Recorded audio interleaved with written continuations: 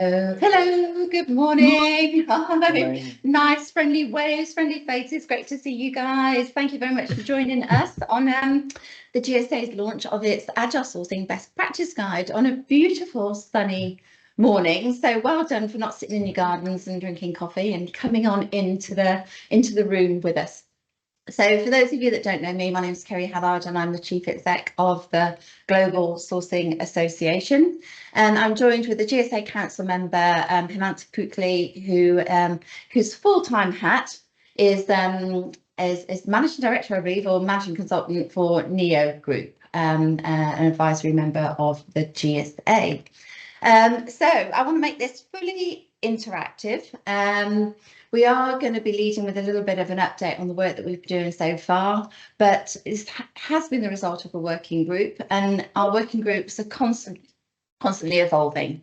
So anything that you observe that you absolutely categorically agree with, put your hand up and coming into the conversation, or categorically disagree with, please come on into the conversation. And you know, the work that we're doing, the best practice guide that we're publishing, we will constantly evolve. So I'm not going to get everybody to introduce themselves, but if you do put a digital hand up, please do say your name. Obviously we can see your name, but you know, what your role is and which company you're actually representing. That would be really, really helpful.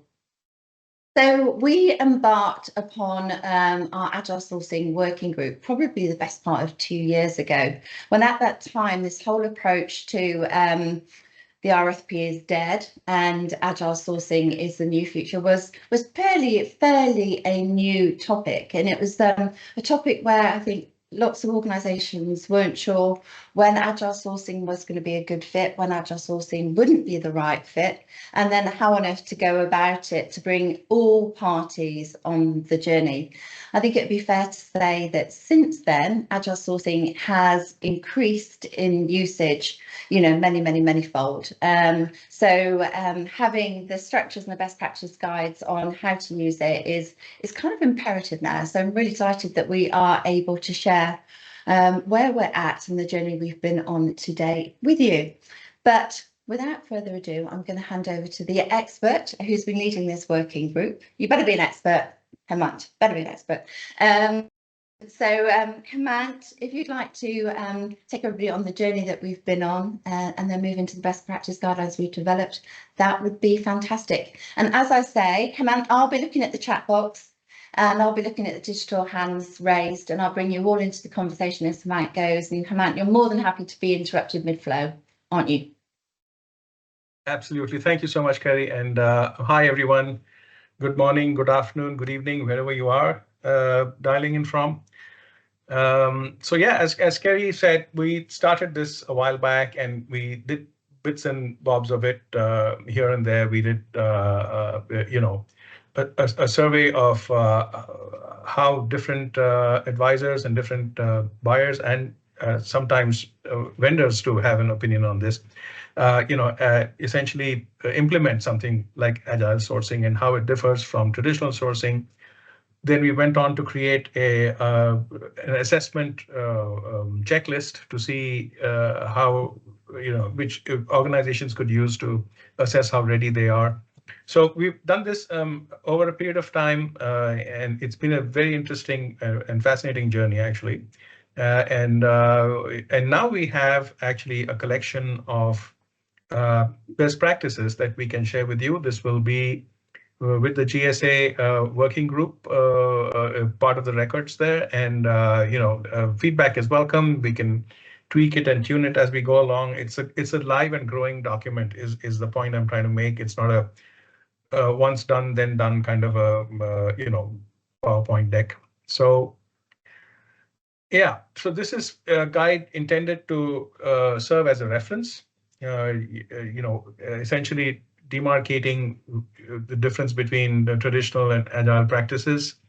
How you know, talk a little bit about assessing the readiness, as I mentioned, and develop some practical strategies, and look at some of the critical success factors. So there are essentially about 6 sections and an appendix, which given the topic du jour. We felt that we needed to have something on AI and what it, how it impacts Agile. So that there's an appendix there, and we'll talk briefly about that as well. So going back to where we started, essentially defining how traditional sourcing works in contrast to Agile. And we've essentially characterized traditional sourcing as a well-defined journey to a predefined destination. So you know exactly where you're going and you know how to get there. So the buyer essentially has got clarity on all of this, and they have the process is linear. It only moves forward. It's got hardly any room for change in terms of the specifications. So bidders either comply or risk disqualification. Innovation is not encouraged. In fact, it's actively discouraged because then it leads to an apple to oranges comparison, which typically those who host these kind of tenders do not want. They specifically do not want that. So it's largely we are looking at a commodified kind of approach, or rather an approach to procure commodified services. And but the world changes, and there are all kinds of disruptions that compel us to change the way we think about various things. Go ahead, Adrian. Hi, Hemant. Can you hear me okay? Yes, I can. Brilliant. Yeah, I mean, just going back to your comment about innovation not being encouraged, the irony is that certainly on many of the deals that I worked on in the past, when you went into the customer after a deal had been signed, the customer was always looking for innovation. So even though the process actively discouraged it, that's what the customers were thinking. Well, I've got into a multi-million, multi-billion pound-dollar contract with a world-class service provider. I'm looking to that service provider for innovation, and actually the number of times that deals came unstuck because that didn't happen was incredible. So yeah, it's just an observation really that outsourcing without innovation leads to expectations not being met, and that isn't really very good. Yes. But it's interesting that you've drawn that out. Many thanks. Yeah, and thank you for bringing that up. In fact, that's been our observation too. We've served many clients, over the last 25 years. We've done all kinds of deals, just as you have, I'm sure. And what you're saying is absolutely right. I mean, after the deal is signed and well into the first or second year, the client says, we need more. Where is the value add that the vendor is supposed to be bringing in? So and that's absent from the situation because it was not contracted for, and it was not something that was part of the earlier discussions. So yeah, and to build that in is really what Agile is all here for. And so the trigger to Agile is essentially volatility, unpredictability, change. These new technologies that everybody's familiar with, I'm not going to run through the list, which actually are compelling us and forcing us to think of new ways of doing what we have been doing, not just in sourcing, but also how we implement those projects.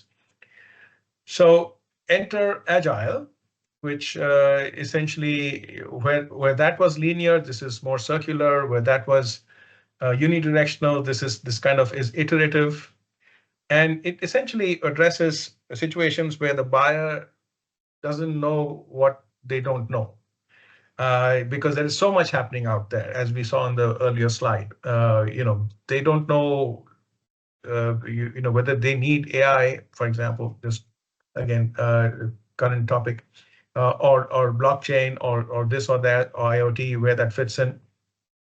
Whereas service providers have been doing this for many clients, and they have the knowledge and the experience, and they can actually help the client shape their requirement definition. But that is not just a single conversation. It takes multiple iterations, and different service providers may bring different perspectives. So typically what this approach envisages is to actually have workshops a series of workshops. So, I'll get to that. We have that framework as well. But before we go there, some clarification on what it is and what it isn't. So on the left-hand side in green, with all the tick marks, is essentially what it is. There are iterative working sessions. There is freedom to innovate, rethink, reimagine. It is encouraged. It is a feature, not bug. It's the buyer is looking for opportunities to while doing all this through these working sessions. There's a soft side to it, and the buyer is looking to assess, can my people work with their people, and how well do they combine as a team? Can they communicate well? Are there any major gaps, in the way they so there is that whole angle as well, and that's a byproduct, if you like, but a very well-intended byproduct. And typically, the trend is to have shorter and more flexible projects, resulting from the sourcing process. What it isn't is, oh, fine, we are not going to follow a tendering process in a waterfall method or whatever it is. So pretty much anything goes. No, that's not what it is. It's also not a solution in search of a problem. It's not as if one vendor comes in and says, hey, you don't know what you want, I'll tell you what you should be asking for, and then that becomes the norm. It's also the whole idea of apples to oranges. Actually, this is an intentional way of encouraging different suppliers to come up with different solutions. And the value proposition is potentially intrinsically different, unless we're dealing with highly commodified services that the buyer wants. And the innovation and the rethink and the reimagination is something that is encouraged in this process, which is why you are likely to get different value propositions, which are priced differently. And that gives the buyer the privilege of choosing from what is best suited for them at what price point. So, having clarified this in earlier sessions that we hosted, including the one in Richmond, if some of you have attended it, we then moved on to a readiness assessment, and which essentially we identified 8 criteria and a scale of 1 to 5 for each of these criteria. So there's a companion worksheet, an MS Excel workbook, with this deck, which you can use to actually score where a particular project or a particular client situation is vis-a-vis these criteria. So first and foremost is the compliance imperative. And I'll quickly walk through what these criteria are, and stop me at any time if you want me to slow down or you have questions. So the first question is, are you required by external regulations or internal policies to actually run the traditional process? If you are, then you just stop there. There's no point going forward. So if the answer is yes, then it's a score of 1. And as the asterisk at the bottom says, if the rating on this particular criterion is 1, then stick to traditional sourcing. Otherwise, move on with the rest of the exercise. So if there is some flexibility, then you go on to look at the other criteria. Clarity of requirements. Are you clear on what exactly you require? If the answer is yes, it's a 1. If it's no, it's a 5. And in between are shades of gray where you can actually calibrate where you are on that spectrum. Evaluation criteria, on what basis are you clear about how you want to, are you looking for compliance with what you're asking for, or are you looking for innovation? So again, there is a kind of the 2 extremes. And there is I'll just need to move the panel a little. Okay. Executive buy-in. Are the leaders, the sponsors, the project sponsors, are they good with switching to this agile methodology, or are they going to ask you to kind of ultimately go back to a formal tendering process? So if the answer is yes, they're open, then it's one more reason to kind of look at agile very seriously.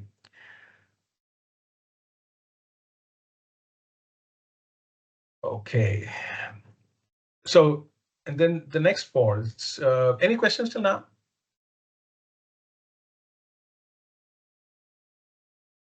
All right.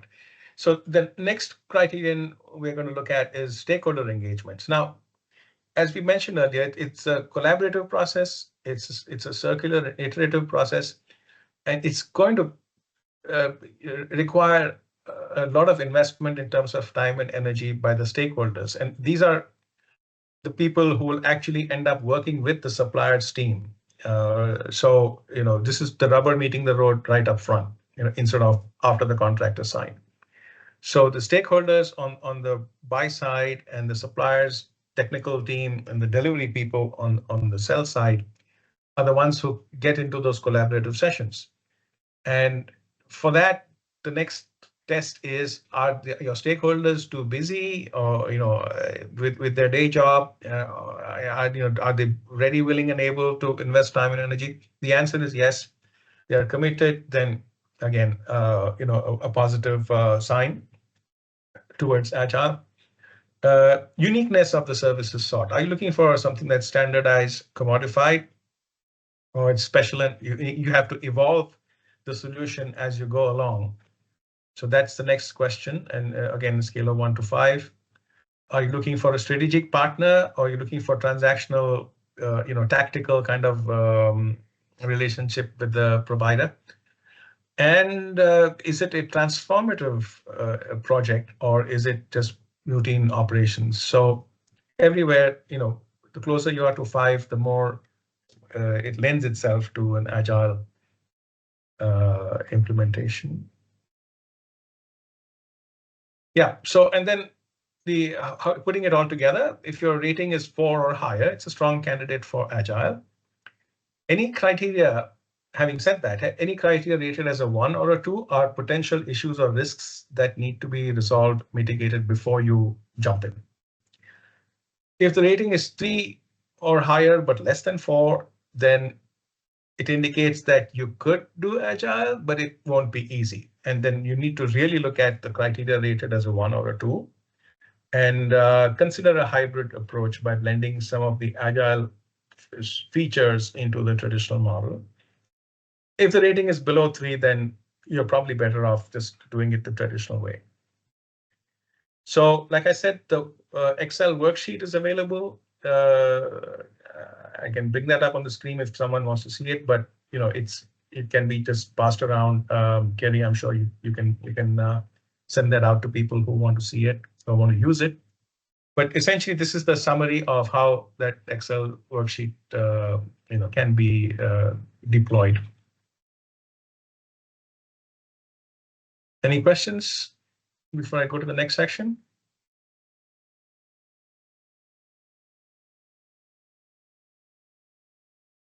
Okay. So implementing Agile. So this is, as everybody knows, and I may be preaching to the choir here, but it's Agile is not just a software methodology. It's an entirely different way of thinking about projects.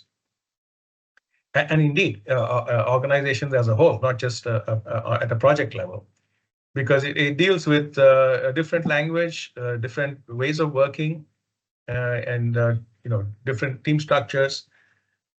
And organizations really need to embrace the agile philosophy, if they are to make this successful. You could have a very traditional, conservative, strict kind of old school organization, and then you could be trying Agile. That there would be a lot of challenges there. So the mindset needs to change, and that's something that organizations need to be aware of. Understanding the rationale, deploying an Agile ready team. These are some of the things that organizations could do. And this is the framework we finally put together, which is essentially a consolidated version of what we came across from different practitioners of Agile. So this is basically a series of workshops, and I'll take you through each of these chevrons one by one. The core principles are the same as Agile principles. Like I said, it's a philosophy, it's a mindset. what is that mindset? It's basically built on these things, and feel free to add a few, but these are the outstanding principles of Agile. It's customer centric, it's outcome oriented, it is collaborative, it is iterative, and it is based on flexibility. So you should be able to make changes whenever you want, whenever you find that, and the bottom line is essentially it has to be entirely focused and centered around what the customer requires or needs. And if that's difficult to define, then that is itself the first step that Agile sourcing addresses, which is help the customer define what they need.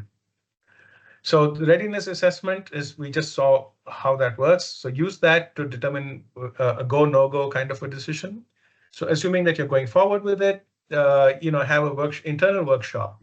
We're still not bringing in the vendors. And align your overall. So this is where the organizational Agile culture needs to be set. And if that is going to take some time, then there is a time to maturity that is important over here. But assuming that the organization has already built some momentum in terms of an overall Agile outlook, and people are at the very least sensitized to Agile thinking, if not embracing it fully, then we could go ahead and have this stakeholders alignment on the overall vision, problem statement, etc. And then you go to market and look at potential suppliers who qualify to provide the services that you're looking for. And so that's essentially more of a outreach rather than a workshop.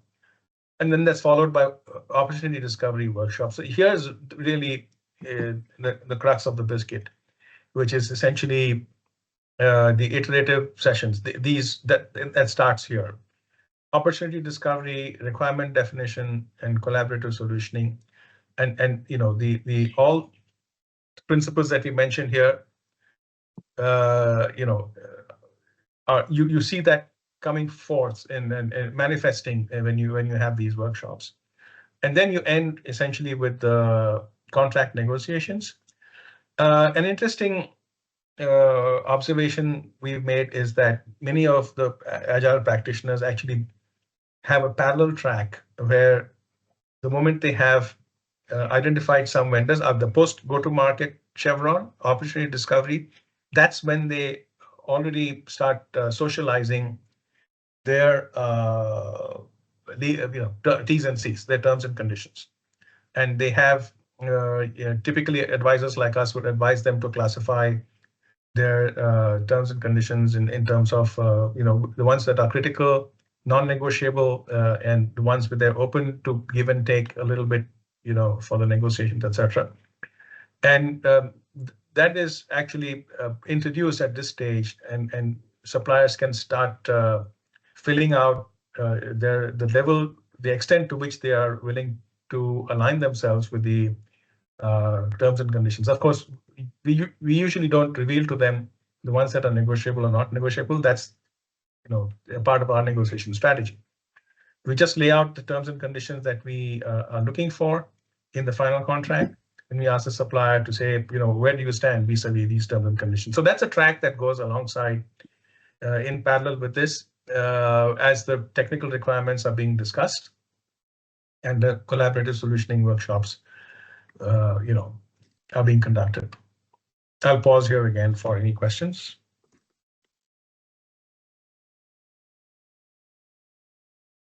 I've got a question actually, and that is, how often in your experience does the whole thing fail at the very final stage of contract negotiation? So at the last stage of contract? No, we haven't seen that happen.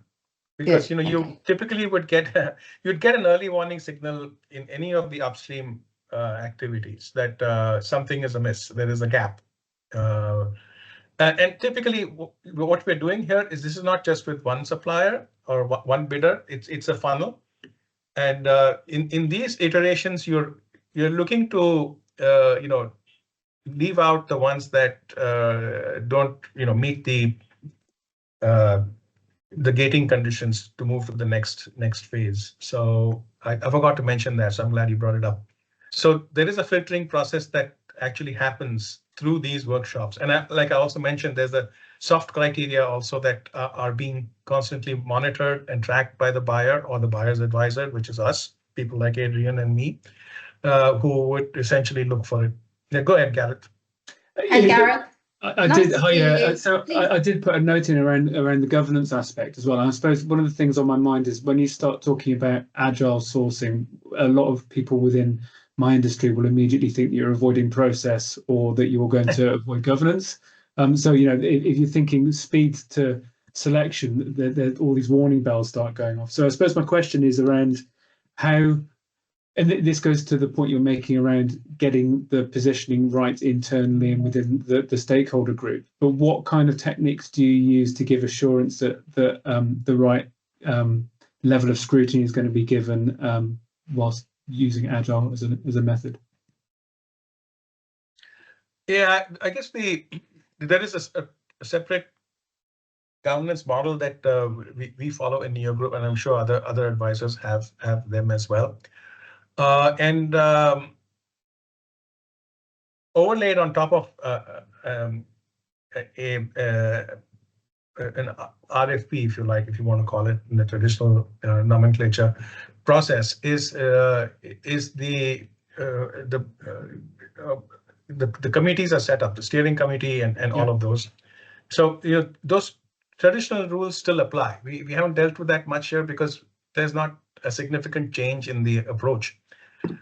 There would be milestones at different stages, and there would be reporting done to the executive committee, etc. There's a meeting cadence, all of that, all of the stuff that the best practices of the traditional approach are carried forward here as far as governance is concerned.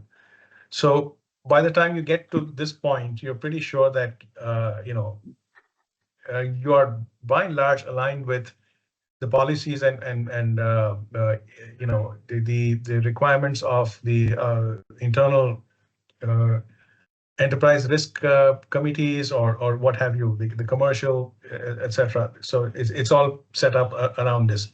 So I haven't really built a structure for that, but because, like I said, we don't see a need to change what is being done, what is currently being practiced in the traditional model.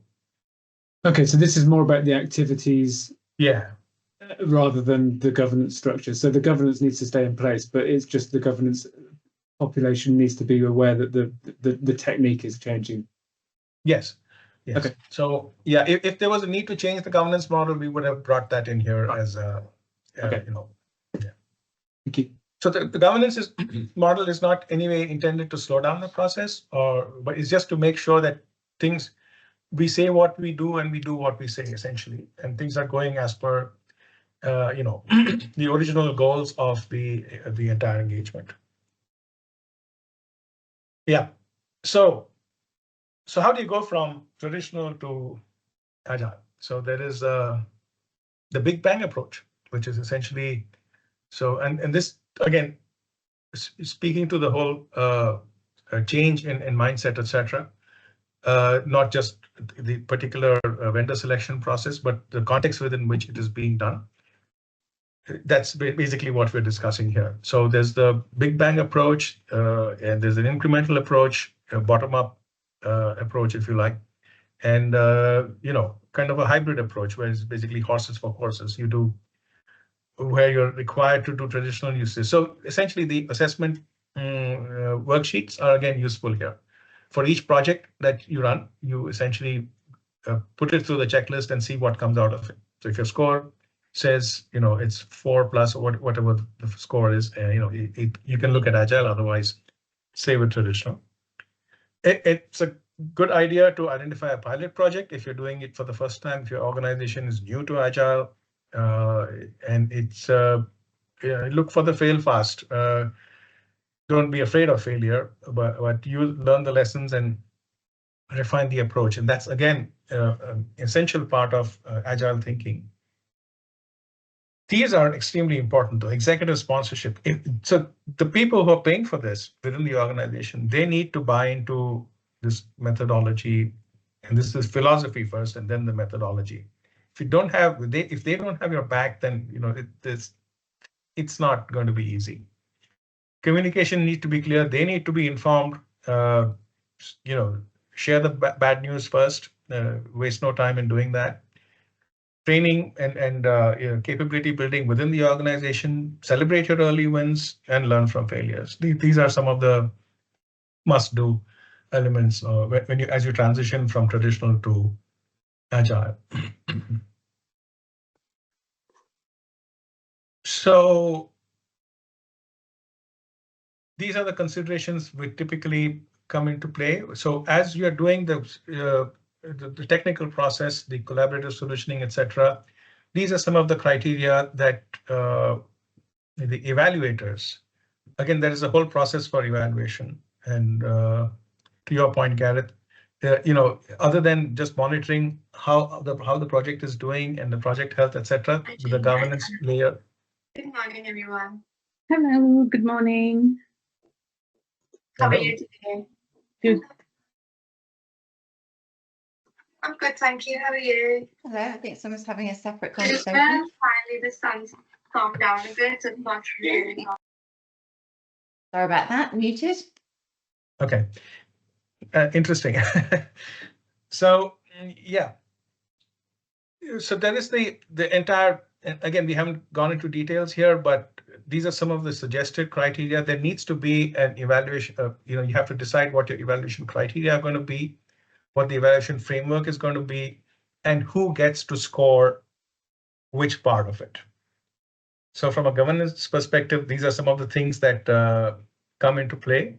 And as you go through the entire process, there is somebody constantly, the people who are, have the scorecard in their hands, they're constantly evaluating the suppliers on all of these criteria here. And there could be more, but these are very typical.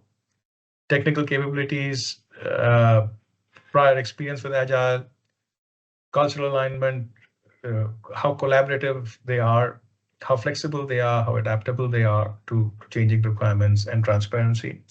These are absolutely essential. There could be many more. So there needs to be a framework for evaluation set up with the criteria, with the scoring logic, and that needs to be socialized with the people who within the organization. The decisions need to be taken on who gets to score what. Like the CIO probably needs to score on multiple factors, whereas the chief risk officer will look at essentially the risk aspects. Infrastructure people look at the infrastructure, and so on. So there could be many criteria that are underneath these macro level criteria, and they need to be specified, brought in. And so it's an entire thing by itself. Again, we haven't gone into it much because it doesn't directly necessitate an agile approach as different from a traditional approach. There's nothing different that we're doing here in agile, other than what are the criteria that we are going to be focusing on in an agile sourcing process. Those may differ from criteria that you would consider in a traditional sourcing process. Yep. So at the risk of repetition, maybe, but there is a difference between traditional and agile collaboration. In traditional sourcing, you're receiving a product as per spec. In agile, you're selecting a partner and then co-evolving the product. So outcomes rather than specifications is basically one of the key differences between agile and traditional sourcing.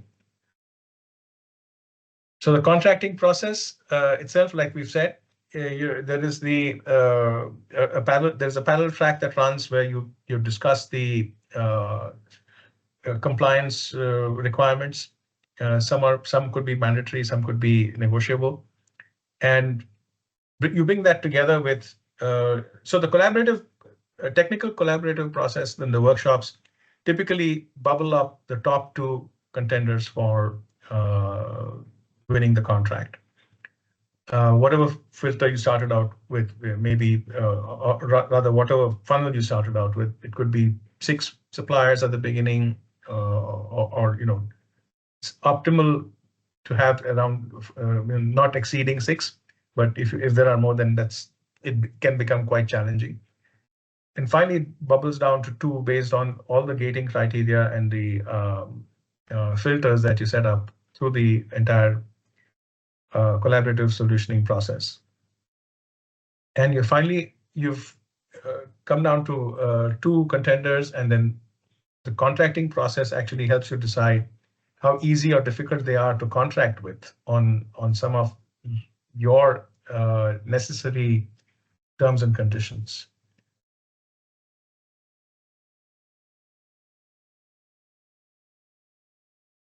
Yeah, so Kerry, to your point, it could fail for many reasons, but not because of the methodology itself.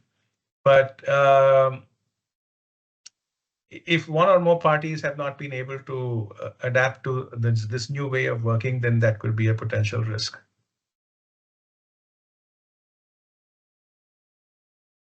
That brings us to a case study, and this is something that one of our working group members, Nikolai, who's not here right now, is he, Kerry? I don't think so. Yeah, came up with. And again, this was something we presented earlier as well. But we just wanted to kind of show this as an actual real live case that of agile sourcing that was done with very successful outcomes. It's published in the Journal of Supply Chain Management by the authors from Finland, actually. So Kazantsev N is basically Nikolai. So he was part of our working group.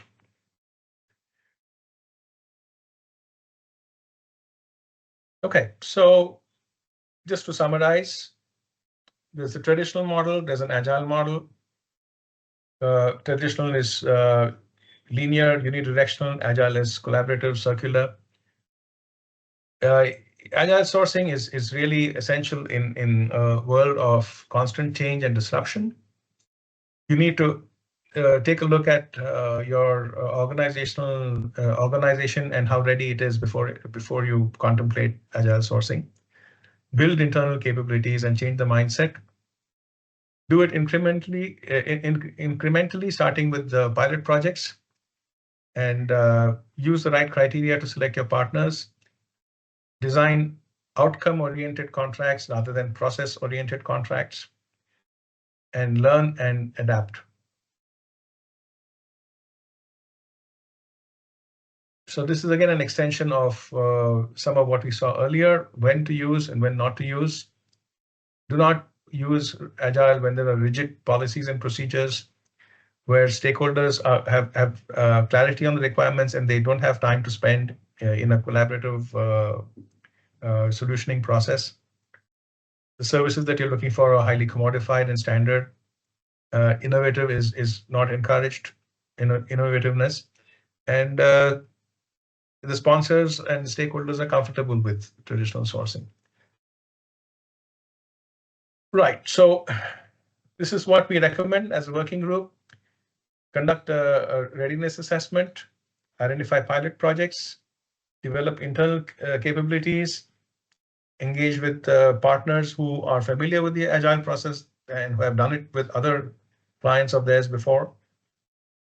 Create contract templates, and I think in GSA there are some standardized contracts available. We could borrow from that library, and establish governance frameworks that support the Agile ways of working. Any questions so far? Again, I've got one quick question for you, Hemant, and that is, how much longer should both the buy side and potential service provider partners put aside for this process compared to traditional? That's an interesting question. And a lot of this actually depends on the scope and scale of the project. So it's difficult to give an estimate. The point I'd like to emphasize is this agility that we're talking about is not really equal to speed, in the sense that the idea isn't to get things done quickly. The idea is to get to the right answer quickly. So it may take, you may go through a traditional process and end up with something which is not at all suitable. But if you go through the Agile approach, even if it takes in some cases longer than what the traditional approach might have taken. You're getting to the right spot marked X sooner than you would have if you wanted to reach the same spot using the traditional approach. So that's where the agility really helps. So what would take, there are people who claim that they have methodologies that can do within days what has been taking months. You know, that has a lot of assumptions and dependencies into it. And if you actually look at the ramp up that you need to do that within a few days, that itself, the lead time itself, you know, can be quite substantial. But yes, this could potentially cut down on a lot of time, because it front loads the entire process of designing the solution, and it shares responsibility between the buyer and the seller for crafting the envisioning the target environment, which typically in a traditional process does not happen quickly, and it quite often you may end up getting it wrong.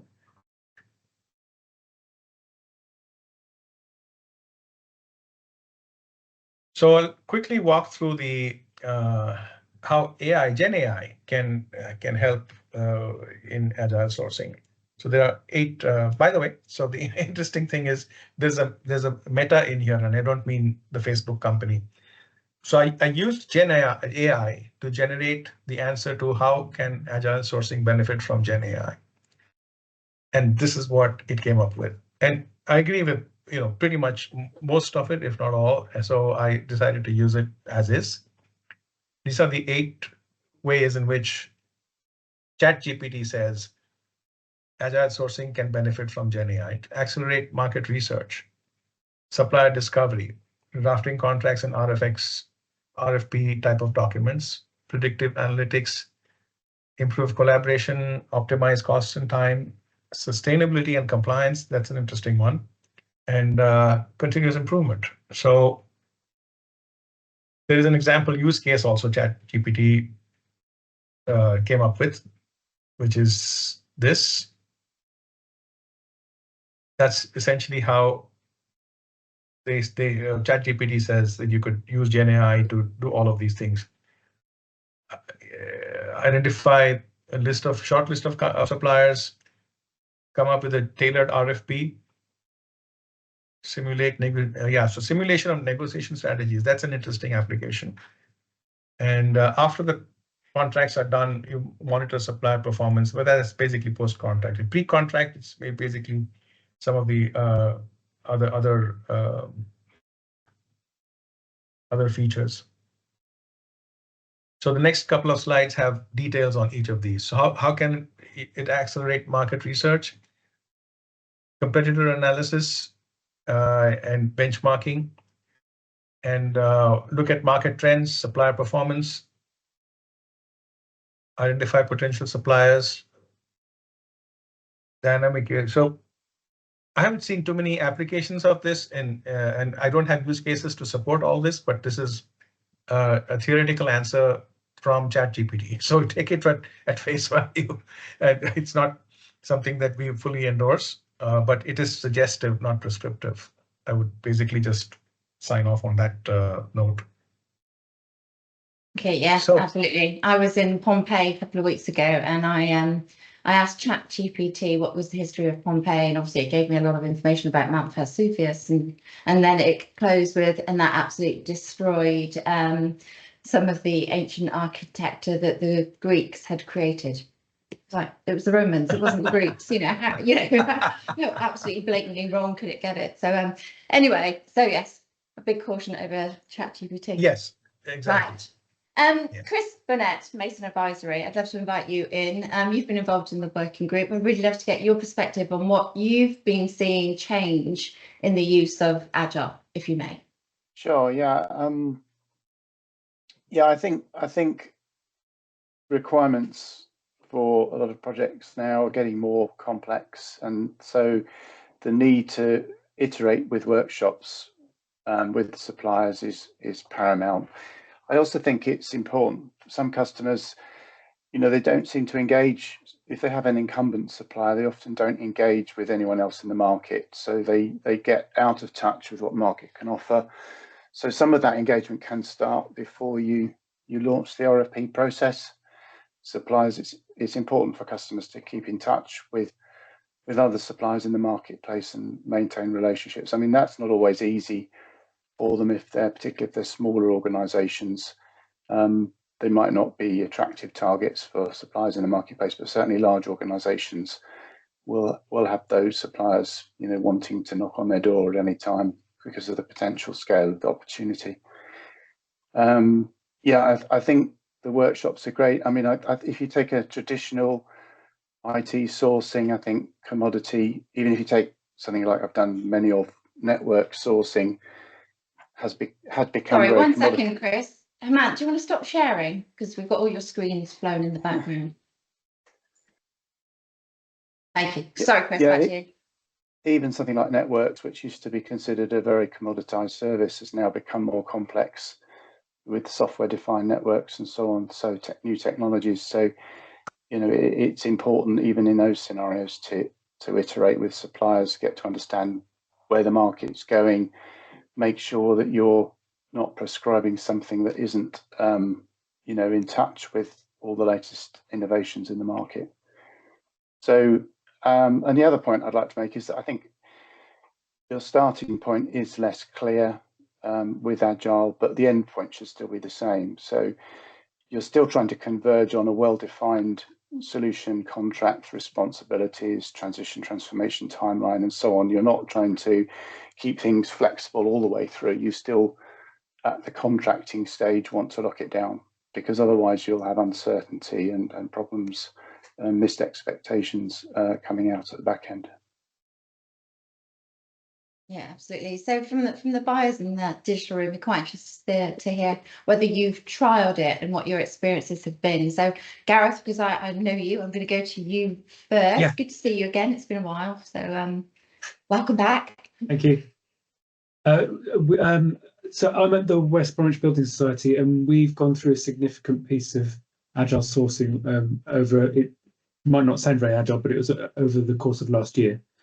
And that I would say the first part of that was getting all of the methodology around agile organized and visible and communicated, which leads on to some of the things that Hemant's been talking about, before we actually broke ground on the activity itself. And I think the big thing that we realized before we did the piece of work was to get the board into a place where they could be comfortable with a speedy but outcome-driven procurement activity. To get them in a place where they'd be comfortable with that, we thought that the best approach would be to use external consultancy and industry experts to be part of that decision-making process. And Chris, it's quite amusing that Masons was part of that journey. I don't know whether you're aware of what your team have been doing at the West Brom, but they were part of. Yes, I was aware that we have been working with. Right. Yeah. So Masons were involved, but that we used another consultancy as well, which are very specific and bespoke to financial services innovation,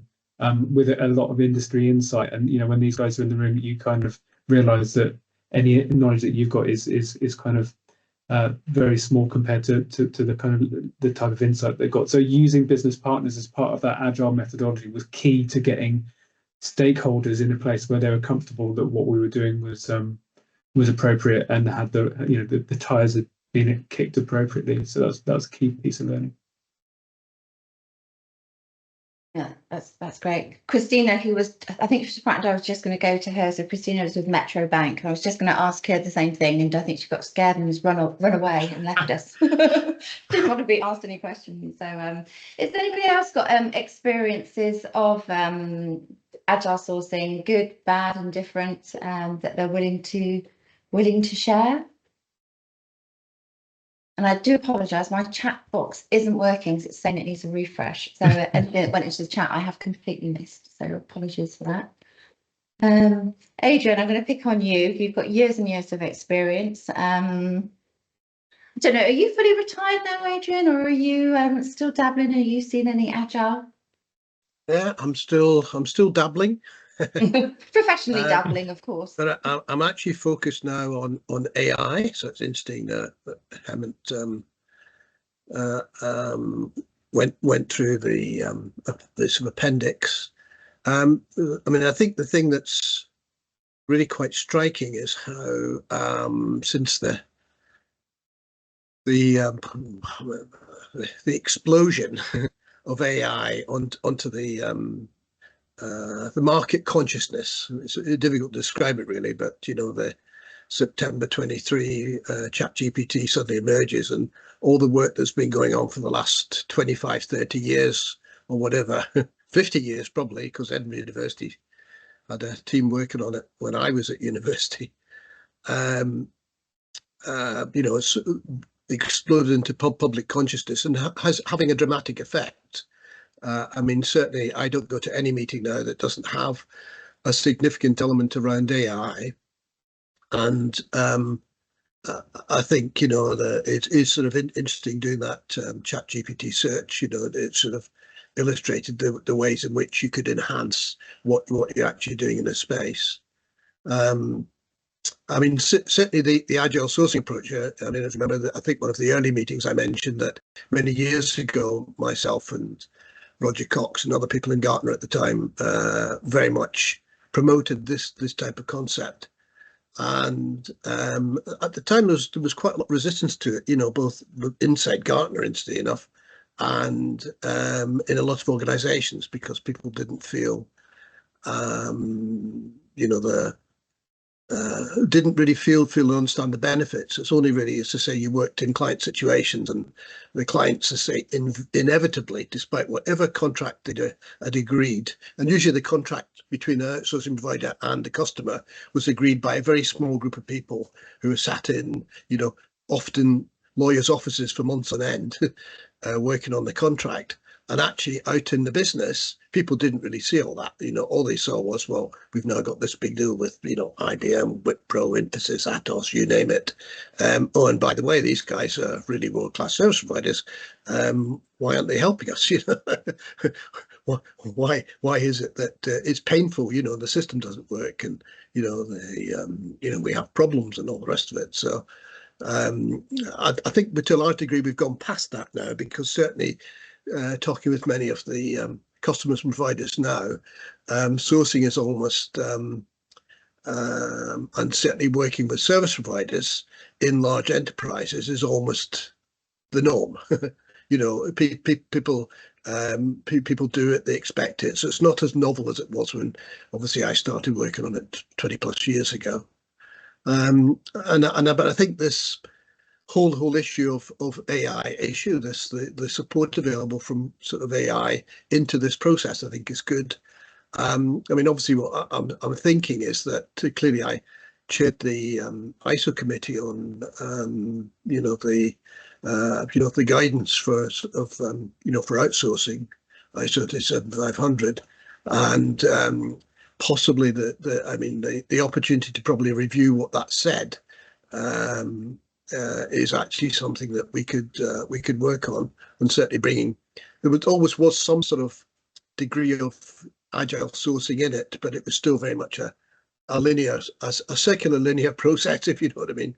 And I think, you know, the work you've done is good. I think it's definitely moved us forward. I think it would be great to have it more prominently in the marketplace, but obviously the big challenge now is with the mindset all about AI. It's sort of, I suppose, coming back to customers and sort of saying, you know, you know, when you're thinking about renewing your business partnership with XYZ, perhaps you should be thinking about doing it this way rather than the sort of traditional method of locking your stuff away in a lawyer's office for 6-9 months or whatever it was. I mean, that was quite typical. I mean, and so, I mean, this would certainly make significant inroads to the time taken to get to a decision. Yeah. Absolutely. So one of the most recent working groups we've launched is our service and software working group, which is obviously turning and flipping the model of software as a service on its head, and looking at the fact that all of the people working across technology and business services are now being augmented by automation or AI. So when buyers are now contracting, they're no longer contracting for full-time employees. They could potentially be contracting with software platforms to deliver services via software because it's all automated. So this whole mindset and approach is changing really dramatically. So thank you. Bonjour, Jean-Michel. Yes. That's my very nice French accent. There we go. Thank you for joining us from Gay Paris. Would love to have just really quick, so we're really close to time. How much agile sourcing is happening in France? Yes, from what I see in the French market, customer or providers are making massive use of GenAI on the both side to reduce time for writing process without changing their methods. And they are very traditional between the RFP process. My customer, by the way, are asking us to reduce the fees, to reduce the cost every time. And one solution is to implement agile sourcing, of course, and tool by used GenAI and to increase my productivity in my teams. And today is my objective to remain competitive, to reduce my cost, but to increase very high my productivity. And for the moment, I spend a lot of time to develop tool to increase productivity, to generate automated documents, manage schedules automatically, to create everything by a PMO assistant, what you want to score very automated. But I spend a lot of time to create tool with Python, with GenAI and so on, and reduce time to my customer to develop and so on. But it could be interesting to share practice together. For the first time is to focus on best practices on the framework before automate the process. I think it's very interesting to share what you said, Eman, and to share what you use on tooling and of course for methodology, for kits, for to develop and without to spend outsourcing processes. I think it's a good approach to share what we. For me, it's open source. I use open project. I use Excel, Word, and so on, and we automate everything in the RFP process using agile sourcing today to reduce the cost because I'm challenging every time. Well, that might be one bit that's actually missing from this best practice guide is how that's actually changing the costs of going to market, speed to market and things like that. So maybe, I mean, we will be sharing this, we will be making it publicly available, but we want to carry on growing it. So I'd be really interested to hear from each and every one of you as to where you'd like us to take the next area of study. So I know we're at time now, and if you need to drop off, thank you very much for joining and participating. If you have got 2 minutes and a view, then please do stay on and let us know where you think we should take the Agile Sourcing Working Group and best practice to next. Any ideas? Any demands? I think. Sorry, Hammond. Yeah, I was just going to say, just picking up on the work that you've done, clearly now harnessing what you can do from an AI perspective, and maybe, I don't know, you've obviously got it as an appendix at the minute, more bringing it back into the main document, and I don't know, sort of to use an expression a client used for me some years ago, marbling AI through the the agile sourcing process that you've actually described. I mean, I think AI is here to stay, so it's not sort of a passing fad. And maybe that's a step to take.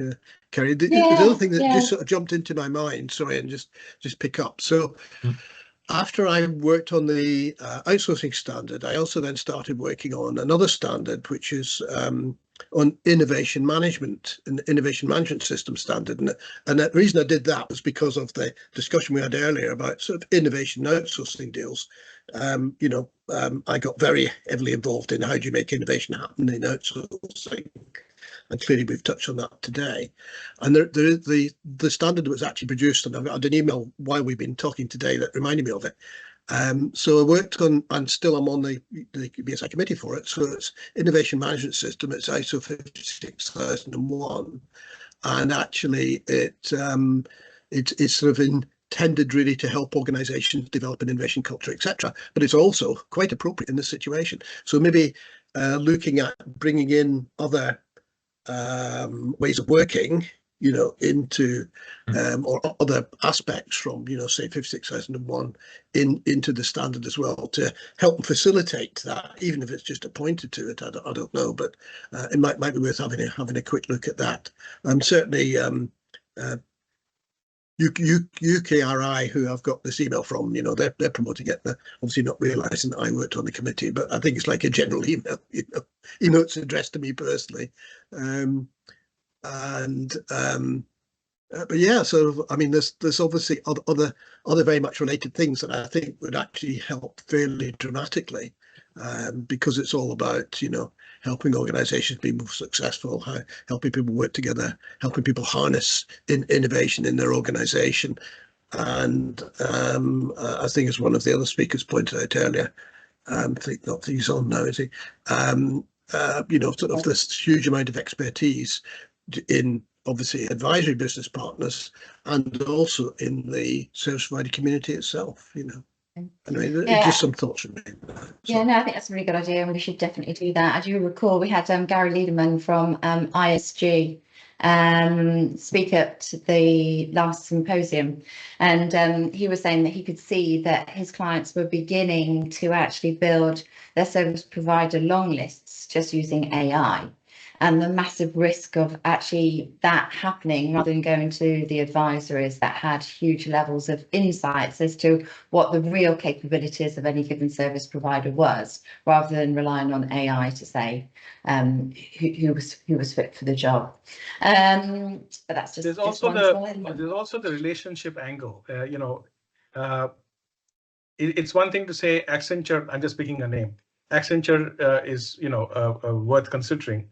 But then Accenture can be, and any other company, Infosys, whatever, TCS, it depends on who you're talking to. It depends on the relationships, because the same company can be, you can get excellent service or lousy service, depending on which team, who from the sell side is, pushing it, how committed they are, a whole bunch of factors. So a supplier is not a monolithic thing that an AI can just pick.